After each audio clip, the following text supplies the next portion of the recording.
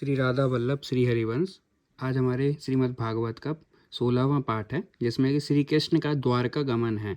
जब महाभारत समाप्त हुई थी उसके बाद सोनक जी ने पूछा, वार्षिक शिरोमणि महाराज युधिष्ठिर अपनी पैतृक संपत्ति को हड़प जाने के इच्छुक आतिथियों का नाश करके अपने भाइयों के साथ किस प्रकार से राज्य शासन किया और कौन कौन से काम किए, क्योंकि भोगों में तो उनकी निवृत्ति थी ही नहीं।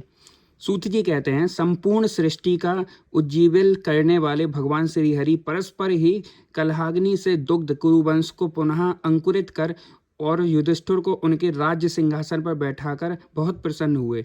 भीष्म पितामह और भगवान श्री कृष्ण के उपदेशों के श्रवण से उनके अंतःकरण में विज्ञान का उदय हुआ और भ्रांति मिट गई।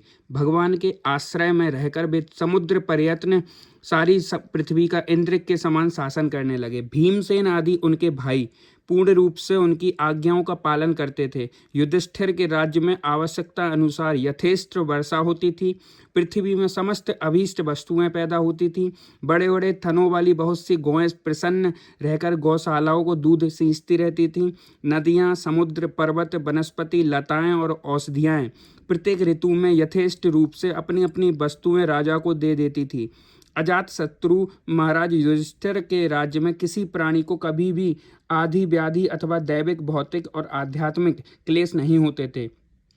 अपने बंधुओं का शोक मिटाने के लिए, अपनी बहन सुभद्रा की प्रसन्नता के लिए ही भगवान श्री कृष्ण कई महीनों तक हस्तिनापुर में ही रहे। फिर जब उन्होंने राजा युधिष्ठिर से द्वारका जाने की अनुमति मांगी, तब राजा ने उन्हें अपने हृदय से लगाकर स्वीकृति दे दी।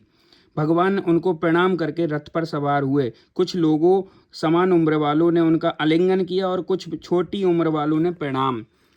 उस समय सुभद्रा, द्रौपदी, कुंती, उत्तरा, गांधारी, धृतराष्ट्र, युयुत्सु, कृपाचार्य, नकुल, सहदेव, भीमसेन, धौम्य और सत्यवती आदि वह सब मूर्छित से हो गए। वे सांग पाणी श्री कृष्ण का विरह नहीं सह सके।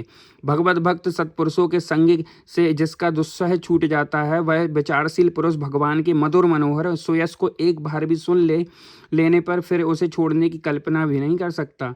उन्हीं भगवान के दर्शन तथा स्पर्श के, उनके साथ आलाप करने से तथा साथ ही साथ सोने, बैठने, उठने और भोजन करने से जिनका संपूर्ण हृदय उन्हें समर्पित हो चुका था, वे पांडव भला उनका विरह कैसे सह सकते थे। उनका चित्त द्रवित हो रहा था और वे सब निर्निमेष नेत्रों से भगवान को देखते हुए स्नेह बंधन से बंधकर जहां तहां दौड़ रहे थे। भगवान श्री कृष्ण के घर से चलते समय उनके बंधुओं की स्त्रियों के नेत्र उत्कंठा बस उमड़ते हुए आंसुओं से भर आए, परंतु इस भय से कि कहीं यात्रा के समय अशकुन ना हो जाए, उन्होंने बड़ी कठिनाई से उन्हें रोक लिया। भगवान के प्रस्थान के समय मृदंग, शंख, मेरी, बीड़ा, ढोल, नरसिंगे, दुंदरी, नगारे, घंटे और दुदुम्बियां आदि बाजे बजने लगे। भगवान के दर्शन की लालसा से कुरुवंश की स्त्रियां अटारियों पर चढ़ गईं और प्रेम, लज्जा एवं मुस्कान से युक्त चितवन को भगवान को देखती हुई उन पर पुष्पों की वर्षा करने लगी। उस समय भगवान के प्रिय सखा घुंघराले बालों वाले अर्जुन ने अपने प्रियतम श्री कृष्ण, वह श्वेत छत्र जिसमें मोतियों के झालर लटक रही थी, जिसका डंडा रत्नों का बना हुआ था, अपने हाथ में ले लिया। उद्धव और सत्यकी बड़े विचित्र चुआएं डुलाने लगे। मार्ग में भगवान श्री कृष्ण पर चारों ओर से पुष्पों की वर्षा हो रही थी।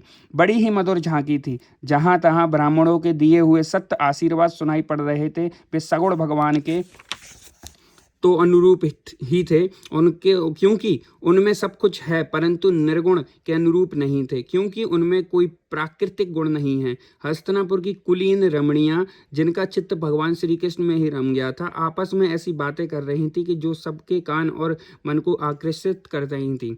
वे आपस में कह रही थी, सखियों, ये वे ही सनातन परम पुरुष हैं जो प्रलय के समय ही अपने अद्वितीय निर्निमेष स्वरूप में स्थित हो रहते हैं। उस समय सृष्टि के मूल ये तीनों गुण भी नहीं रहते। जगदात्मा ईश्वर में जीव भी लीन हो जाते हैं और महतत्व आदि समस्त शक्तियां अपने कारण अव्यक्त में सो जाती हैं। उन्होंने ही फिर अपने नाम रूप रहित स्वरूप में नाम रूप के निर्माण की इच्छा की तथा अपनी काल शक्ति से प्रेरित प्रकृति का जो कि उनके अंशभूत जीवों को मोहित कर लेती है और सृष्टि की रचना में प्रवृत्त रहती है, अनुसरण किया और व्यवहार के लिए ही वेदादि शास्त्रों की रचना की। इस जगत में जिसके स्वरूप का साक्षात्कार जितेंद्रिय योगी अपने प्राणों को बस में करके भक्ति से प्रफुल्लित निर्मल हृदय में किया करते हैं, ये श्री कृष्ण वही साक्षात परम ब्रह्मा है। वास्तव में उन्हीं की भक्ति से अंतःकरण की पूर्ण शुद्धि हो सकती है, योग आदि के द्वारा नहीं। सखी, वास्तव में ये वही है जिनकी सुंदर लीलाओं का गायन वेदों में और दूसरे गोपनीय शास्त्रों में व्यास आदि रहस्यवादी ऋषियों ने किया है, जो एक अद्वितीय ईश्वर हैं और अपनी लीला से जगत की सृष्टि, पालन तथा संहार करते हैं, परंतु उनमें आसक्त नहीं होते। जब तामसी बुद्धि वाले राजा अधर्म से अपना पेट पालने लगते हैं, तब ये ही सत्वगुण को स्वीकार कर ऐश्वर्य, सत्य, ऋत, दया और यश प्रकट करते और संसार के कल्याण के लिए युग युग में अनेकों अवतार धारण करते हैं। ओ, यह यदुवंश में परम प्रशंसनीय है, क्योंकि लक्ष्मीपति पुरुषोत्तम श्री कृष्ण ने जन्म ग्रहण करके इस वंश को सम्मानित किया है। वह पवित्र मधुवन ब्रजमंडल भी अत्यंत धन्य है, जिसे उन्होंने अपने वैसव, शैशव एवं किशोर अवस्था में घूम फिरकर सुशोभित किया है। बड़े हर्ष की बात है कि द्वारका ने स्वर्ग के यश का तिरस्कार करके पृथ्वी के पवित्र यश को बढ़ाया है। क्यों ना हो, वहाँ की प्रजा अपने स्वामी भगवान श्री कृष्ण को जो बड़े प्रेम से मंद मंद मुस्कुराते और हुए उन्हें कृपा दृष्टि से देखते हैं, निरंतर निहारती रहती हैं।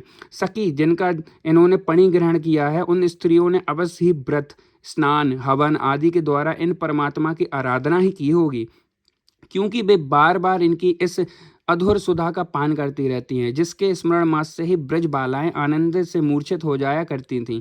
ये स्वयंवर में शिशुपाल आदि मतवाले राजाओं का मान मर्दन करके जिनको अपने बाहुबल से हर लाए थे, तथा जिनके पुत्र प्रघुम्न, सांब, आम्ब आदि हैं, वे रुक्मणी आदि 8 पटरानियाँ और भौमासुर को मारकर लाई हुए जो इनकी हजारों अन्य पत्नियाँ हैं, वे वास्तव में धन्य हैं, क्योंकि इन सभी ने स्वतंत्रता और पतिव्रता से रहित स्त्री जीवन को पवित्र और उज्जवल बना दिया है। इनकी महिमा का वर्णन कोई क्या करे। इनके स्वामी साक्षात कमल नयन भगवान श्री कृष्ण हैं, जो नाना प्रकार की प्रिय चेष्टाओं तथा परिजात आदि प्रिय वस्तुओं की भेंट से इनके हृदय में एवं आनंद की अभिवृद्धि करते हुए कभी एक क्षण के लिए भी इन्हें छोड़कर दूसरी जगह नहीं जाते। हस्तिनापुर की स्त्रियां इस प्रकार बातचीत कर ही रही थी कि भगवान श्री कृष्ण मंद मुस्कान और प्रेमपूर्ण चितवन से उनका अभिनंदन करते हुए वहां से विदा हो गए। अजात शत्रु युधिष्ठिर ने भगवान श्री कृष्ण की रक्षा के लिए हाथी, घोड़े, रथ और पैदल सेना उनके साथ कर दी। उन्हें स्नेहवश यह शंका हो आई थी कि कहीं रास्ते में शत्रु इन पर आक्रमण न कर दे। सुदृढ़ प्रेम के कारण कुरुवंशी पांडव भगवान के साथ बहुत दूर तक चले गए। वे लोग उस समय भावी विरह से व्याकुल हो रहे थे।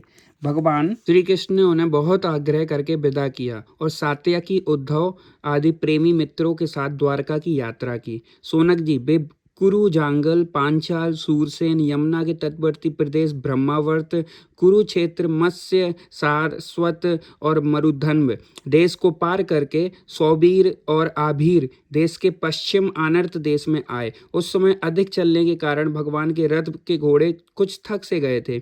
मार्ग में स्थान स्थान पर लोग उपहार आदि के द्वारा भगवान का सम्मान करते। सायंकाल होने पर वे रथ पर से भूमि पर उतर आते और जलाशय पर जाकर संध्या बंदन करते। यह उनकी नित्यचर्या थी। श्री कृष्णाम चरण अस्तु। राधे राधे। कल फिर से प्रारंभ करेंगे।